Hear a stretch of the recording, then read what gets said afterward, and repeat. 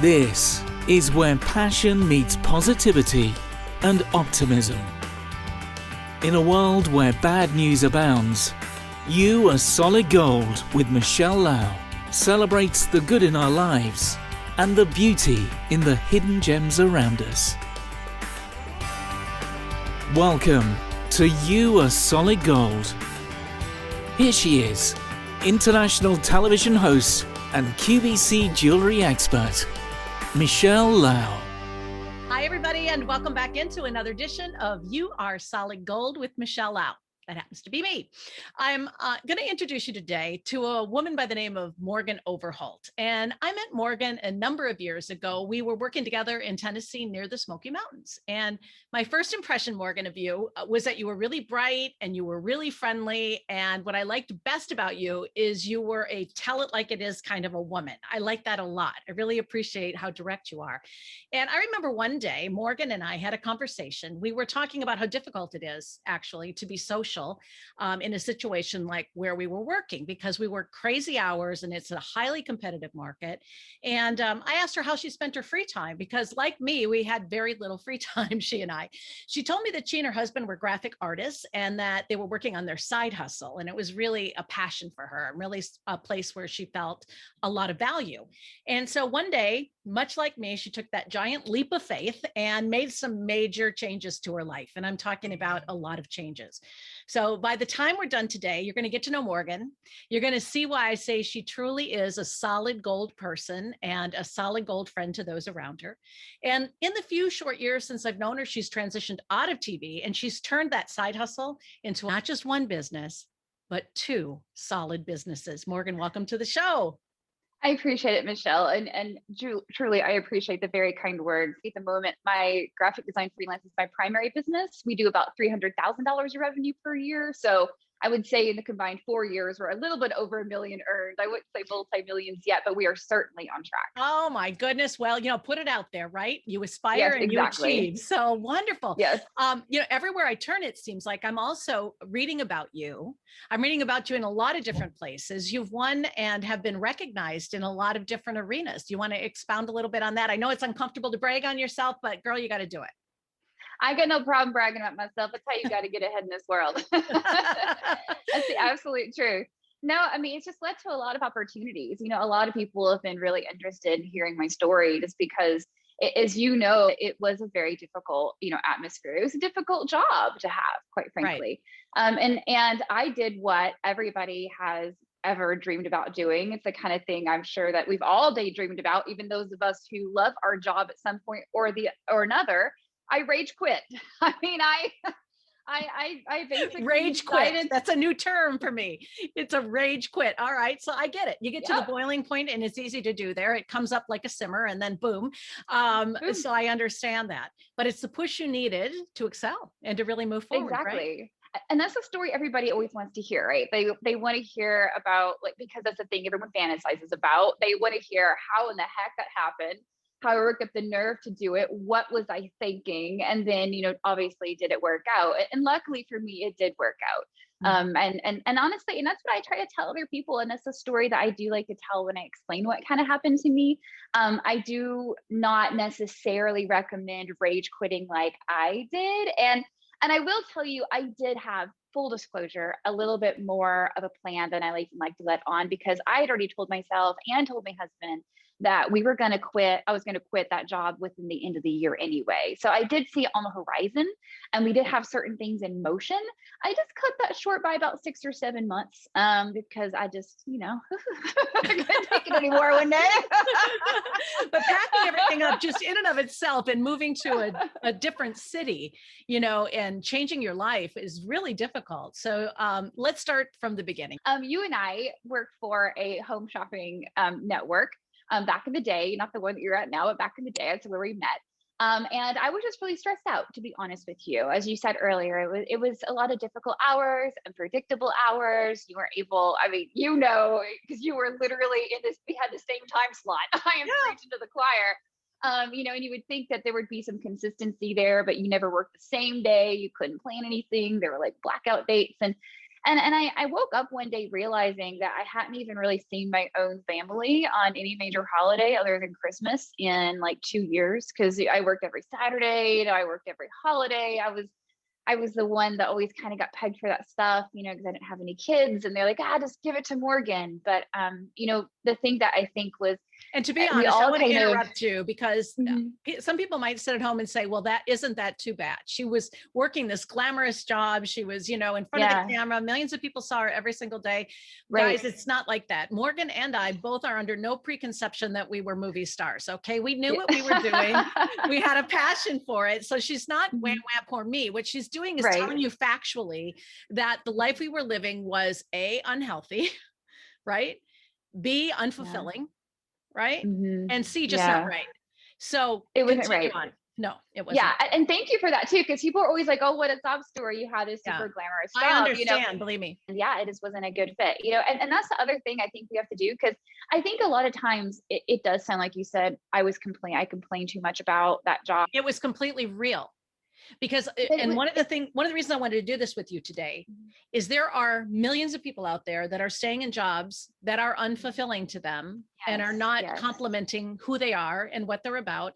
And they're staying way too long.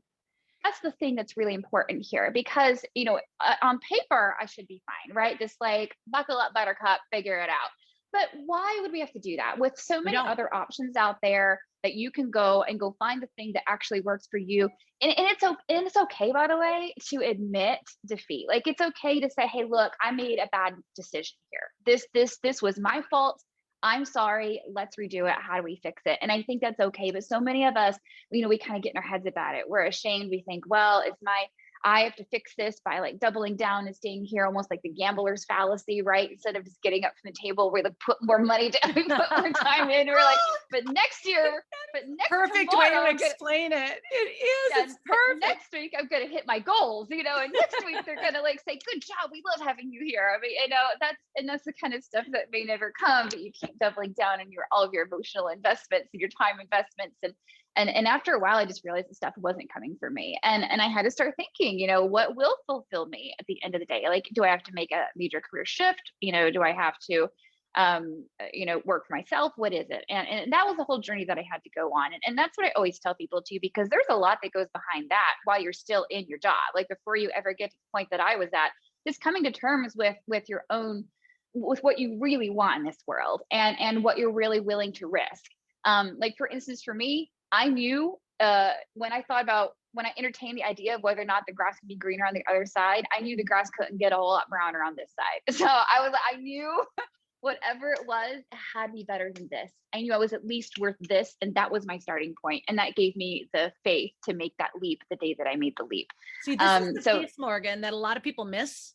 Like, if they're unhappy in a job, it's really easy to stay in that unhappy place, right? And to say, I'm just going to leave. And sometimes you do have that rage quit and you leave and you don't have a plan. And that's when you start to spiral. So again, there's so many reasons I wanted to talk to you, but you are like me, and that we always have something that makes us happy going in another direction. So you knew that, okay, this isn't working. This is what I need to do to get ready to take that plunge. So it felt like rage quitting, but in reality, you were really working at this for a long time before you took that leap of faith.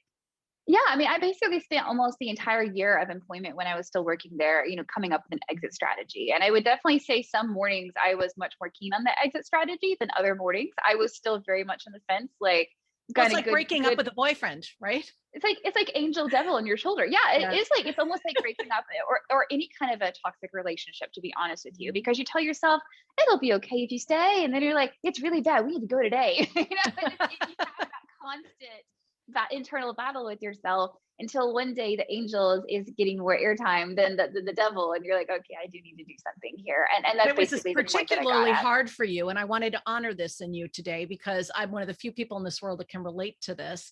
Yes. I know it had to be particularly difficult to find that motivation after being up half of the night and being sleep deprived for 4 or 5 days in a row. So to find the gumption within yourself to then sit down in front of your computer and come up with a plan, come up with an exit strategy, build your business, do your branding, do everything that you had to do in order to get it to work.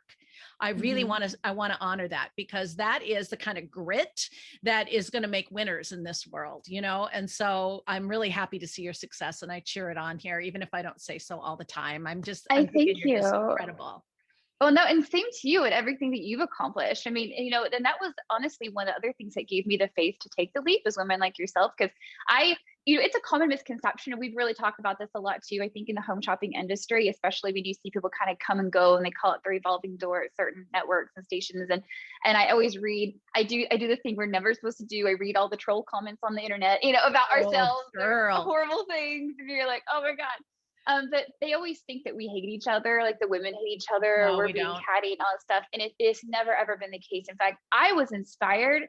And that's how I knew I would be okay if I took the leap, because I saw what you did. You know, I saw what my other co-hosts did, people who left before me, you know, and made something way better of themselves. I don't know a single woman that walked away from that network and didn't find something even better afterward, almost immediately afterward. And there are afterward. a couple stinkers, you know, there are some that I don't like. There are some that were difficult to work with. I'm just, again, telling it like it is, but the majority of us, we support one another, and the good ones still stay in touch, you know? So we had Cheryl Ells on this show. Oh, you did? Oh, I need to go look at that. Oh, you should actually, given what you were just talking about when you were talking about cyberbullying. And we talked a little bit about that with Cheryl. So anyway, back to you, because again, this is your day. I want to honor you and all that you've been able to accomplish. So when we were last talking about your journey about 5 minutes ago, we were talking about, you know, taking that leap of faith. So once you decided to do it, there you are with a house full of stuff, nowhere to live. I mean, tell me about that whole thing. That must have been a little shaky. It was for me, I know.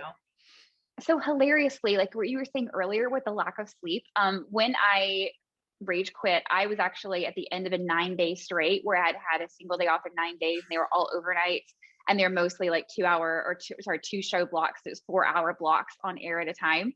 And it was a day after Easter. So I'd also just worked a 4-hour block on Easter Sunday and missed that holiday as well after a 9-day straight. And so it's funny because like I got called to the meeting that Monday morning, and I was supposed to work again tomorrow morning as well. and I almost kind of credit my sleep deprivation and me being at the end of my rope and not having a day off in a while to me making a kind of like decision.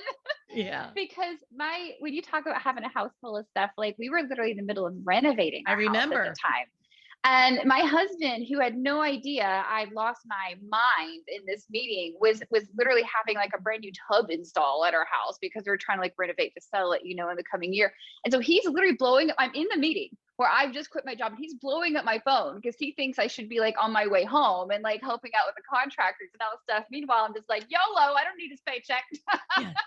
And he had no idea what was even going on at the time. And I remember like it was such a movie-esque event. It was rainy and dark and stormy that day, just like, you know, you would the weather would fit my mood. Yeah, just like you'd imagine a movie set. And I remember they actually called around because it was so wet and so stormy. They actually called a security guard to come to the front door and drive me around to the host parking in the back of the building. So I didn't have to like walk the whole way. And I remember getting in the little go-kart thing that the guys had, the little enclosed, you know, zippered up go-kart.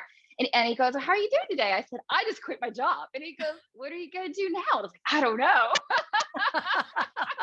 Isn't it funny? We're laughing about it now because I was shook up. I really was. But you have a much better mindset, I think, about it than I did. So, and you had taken steps that I had not taken at that point, which I think, and again, this is empowering for women. You know, you take care of yourself. You take the steps that you need to take. You work your side hustle to the point where, you know you're in love with it. You know you can make it work.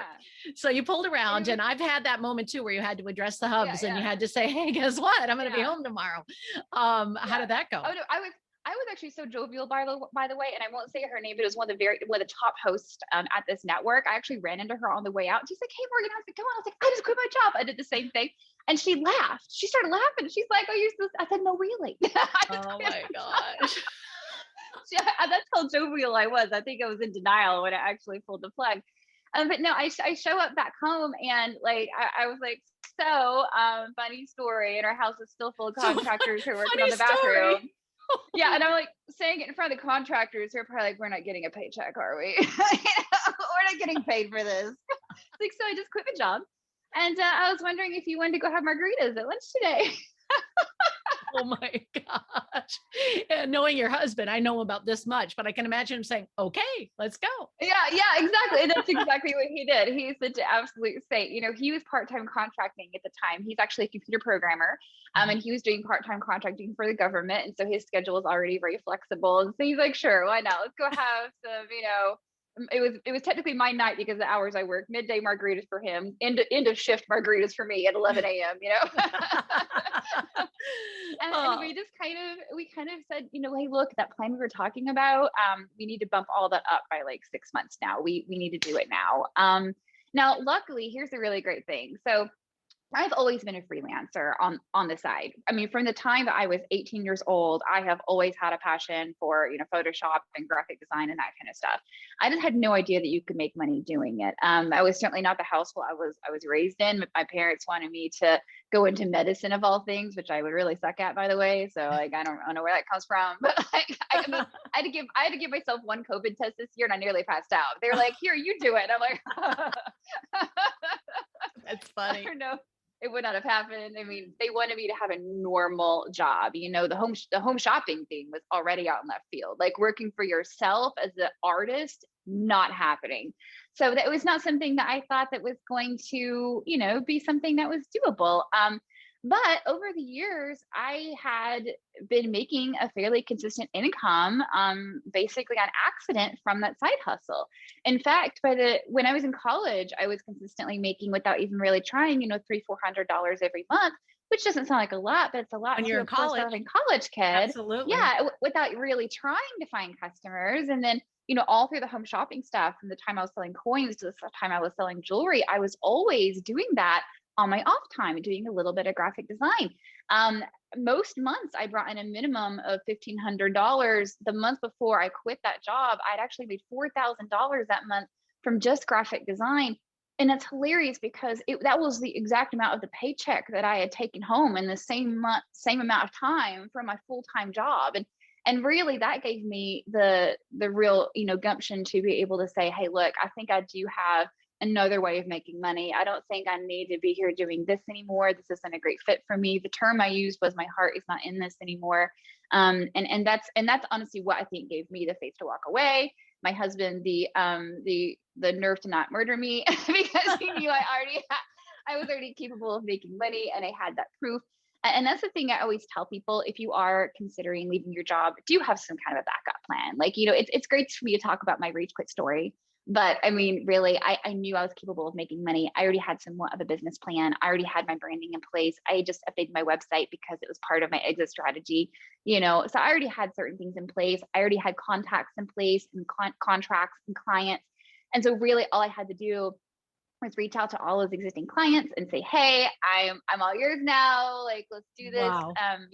Please reach out to your people. If you know anybody that needs graphic design, send me referrals. I'll appreciate any of that.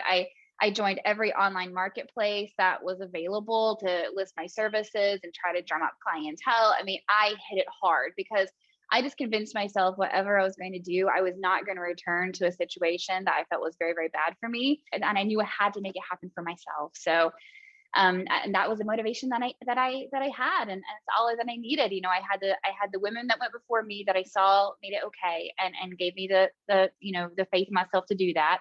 I had my husband who knew I was capable of earning money, and I knew I was capable of earning money. All I had to do was ratchet it up and do what I believed in doing. And so, yeah, there we are. Well, again, you've been so successful at what you're doing, and I know you're still working really hard. Not everything was difficult in Tennessee. One of the things that you and I share with that is we both fell in love with the Smoky Mountain area and really enjoy it a lot. But you took it one step further. Why don't you talk a little bit about what would be your new side hustle? It's funny because once you get the entrepreneur bug, because for the first couple of years, I was mostly just freelance graphic design. I did eventually expand into a small agency model just because we have a lot of interest in the kind of work that I do. And I have more than enough clients for myself. So I'm able to also employ other freelancers and contractors to help me out. But towards the end of 2019, I started getting a wild hair. Dad, my father-in-law, retired in 2019. And he was actually one of the original internet service providers in Newport, Tennessee. And he was starting to sell off portions of his business because he was actually an entrepreneur. My husband comes from an entrepreneur family. I do not. And I knew that one of the things that his ISP had were a lot of unused domain names that he'd acquired early in the 90s that were just never touched and never really did anything with it. You know, they were too busy offering internet services. And also eventually they were also involved in home shopping as well, which is how I kind of got into the world to begin with and was introduced to that. So when he retired, I kind of knew he always had those assets and they were talking about selling everything off as a bundle. And I was just like, I mean, I already do graphic design. Yeah, I was like, I already do graphic design and marketing. And I'm just like, hey, what are you? Because they were selling off for cheap, in my opinion, to some like other business guy. And I'm like, well, I'll make you an offer on just a handful of domains. Mm-hmm. And I gave him like $4,000 and I got like 10 domains. One was good. The rest are kind of, but you got a good one. The bundle price. Yeah, I got a really good one. And one of them was the Smokies.com. And I sat on it for a little bit and I kind of knew we wanted to do something with it. I love the Great Smoky Mountains and the surrounding area. I mean, that is where I spent my childhood. I grew up right, in the bordering town. We had season passes in Dollywood, like pretty much almost every single year. Like that was our go-to thing to do, was to go up to Forge and Gatlinburg.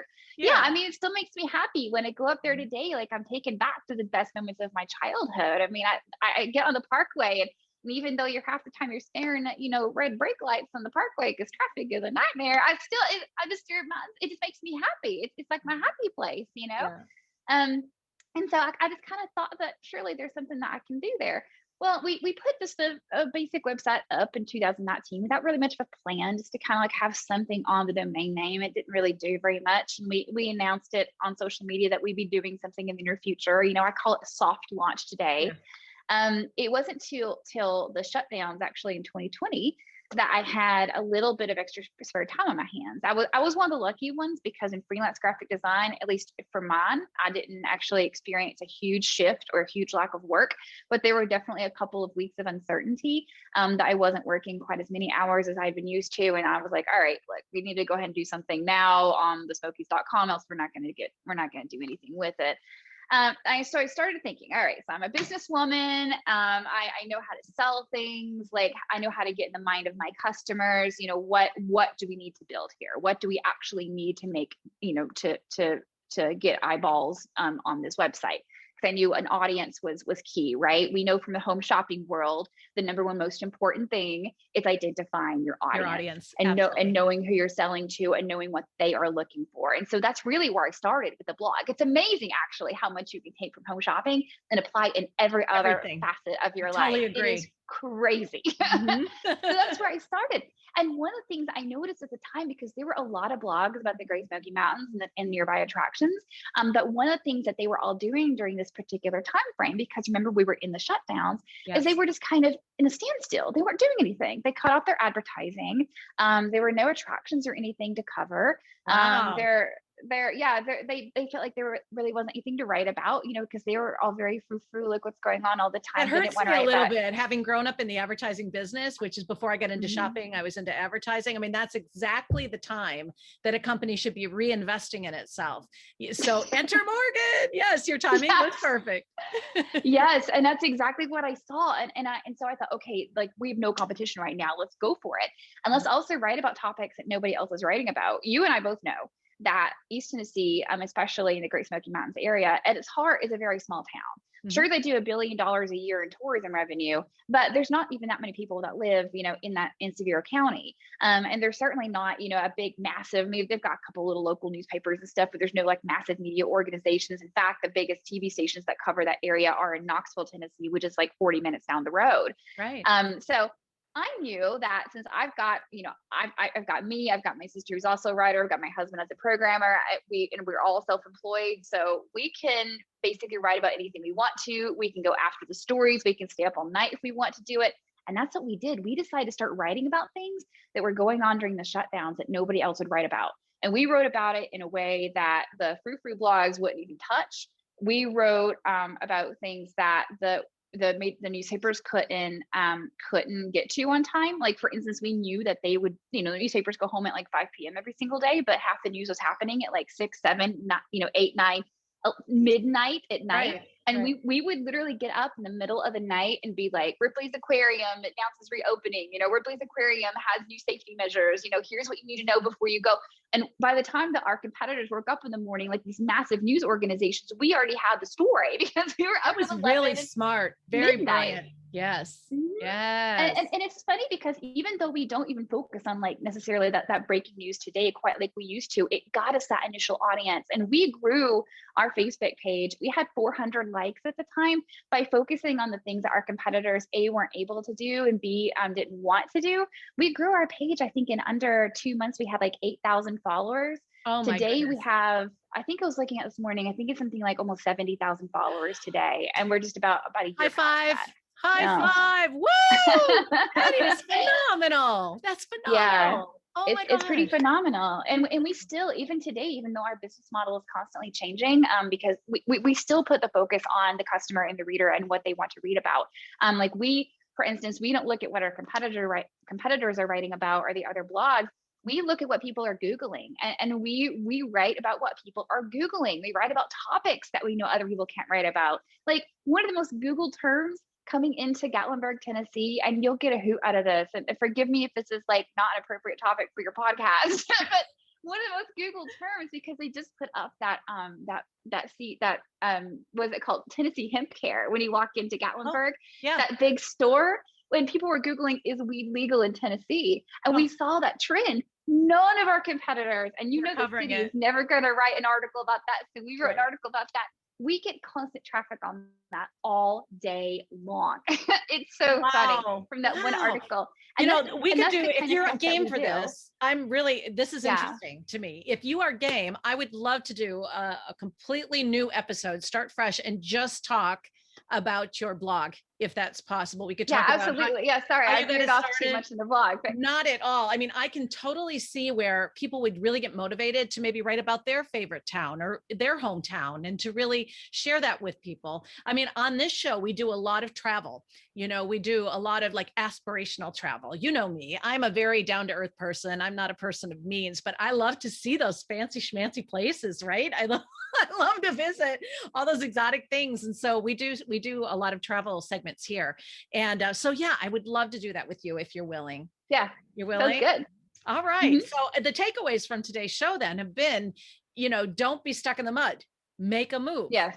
Change your life. It's not normal to be unhappy. It's not comfortable to be unhappy. And you say, just, what did you call it again? Rage quit, but do it with a purpose, right? Do it with a plan so that you're ready. Some kind of a plan.